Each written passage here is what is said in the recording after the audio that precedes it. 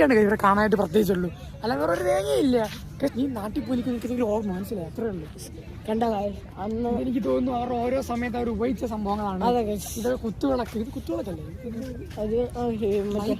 മറ്റേ എണ്ണ ഒഴിച്ചു കൊടുക്കുന്ന ഹിസ്റ്റോറിക്കലായ പേരുകളൊന്നും നമുക്ക് അറിയില്ലെന്നുണ്ടെങ്കിലും ഇതെന്താണ് അവർ ഉദ്ദേശിക്കുന്നത് എന്ന് മനസ്സിലാവും. നമ്മുടെ നാട്ടിൽ പോലും കിണറുകൾ കാണുന്നുണ്ടെങ്കിൽ നമ്മളിപ്പോൾ കാണുന്നത് കുവൈറ്റിലെ പണ്ട് കിണറുകളാണ്. ഇപ്പോൾ നമ്മൾ കണ്ടുകൊണ്ടിരിക്കുന്നത് കുവൈറ്റിലെ കിണറുകളാണ്.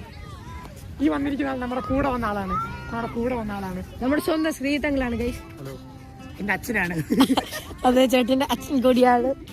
അപ്പൊ നമുക്ക് ആ കിണറിന്റെ ഉള്ളിലേക്ക് ഇറങ്ങി ചെല്ലാം. കിണറിന്റെ ഉള്ളിലേക്ക് തൽക്കാലം ഈ കിണറിന്റെ ഉള്ളിൽ ഒന്നുമില്ല ഗൈസ്, നിങ്ങൾക്ക് കാണാം. പക്ഷെ അതൊക്കെയാണ് ഗൈസ് ഇവിടുത്തെ ഓരോ വിശേഷങ്ങൾ. ഇനി അപ്പുറമുണ്ട്, അവിടെ ഇതൊക്കെ നല്ല രീതിയിലാണ്. അത് നിങ്ങൾ കാണേണ്ടതാണ്. ഞാൻ കാണിച്ചിരിക്കുമെന്നതിൽ നോ ഡൗട്ട്.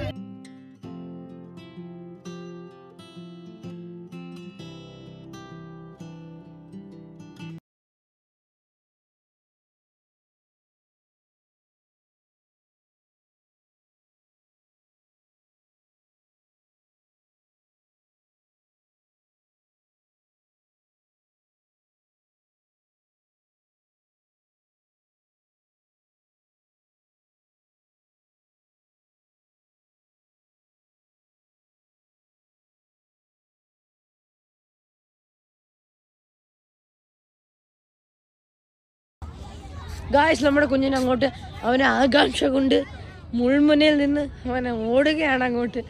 പക്ഷെ തിരിച്ചു വിളിച്ചു കഴിഞ്ഞാൽ അവൻ കാട്ടിൻ്റെ ഇടയിൽ കൂടെ അവിടെ എവിടെയോ പതുങ്ങിയിരുന്നുകൊണ്ട് പുള്ളിപ്പുലിയെ പോലെ പാഞ്ഞു വരുന്നത് കാണാം. അത്രയൊക്കെയാണ് ഗായ്സ്. ഇനി അപ്പുറത്തോട്ട് നമ്മൾ ചെന്ന് കഴിയുമ്പോൾ ഞാൻ പറഞ്ഞ പോലെ ഗായ്സ് അങ്ങ് അത് ഒരു ബിസിനസ് ഓണറിൻ്റെ ബിൽഡിംഗ് തന്നെയാണ്. അവിടെ ഇതുപോലെ ലൈറ്റ് വർക്ക്സ്, ഇത് ഹാല ഫെബിന് ഒരു മെയിൻ ഐറ്റമാണ് ലൈറ്റ് വർക്ക്സ് ഷോ എന്നുള്ളത്.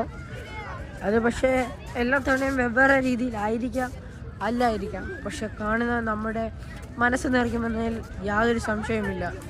ഗൈസ്, നമ്മളിവിടുന്ന് തുടങ്ങുന്നു. അവിടെ എന്താണ് ഗൈസ് ഒരു ഓൾഡ് ഹെവൻ, ഓൾഡ് കുവൈറ്റ് എന്നാണ് ഗൈസ്. അത് മെയിൻ റോഡാണ്. ആ റോഡിൽ നിന്ന് വരുമ്പോൾ സൈഡിലോട്ട് എഴുതി കാണിക്കുന്നത് ഓൾഡ് കുവൈറ്റ്. ഇപ്പോൾ നമ്മൾ കണ്ടതെല്ലാം പഴയ കുവൈറ്റിലെ കാഴ്ചകളാണ്. അതെ ഗൈസ്, നമുക്ക് ആ ബോർഡ് പുതിയ കുവൈറ്റിലെ കാഴ്ച കണ്ടത് നിജം, കാണാത്തത് പോയി എന്ന് പറഞ്ഞതുപോലെ ആണ്. ഇത് കറക്റ്റ് എറിച്ച് നിൽക്കുന്നുണ്ട് കേട്ടോ. ഓൾഡ് കുവൈറ്റ് ആണ് നമ്മൾ ആ കണ്ടത് മൊത്തം.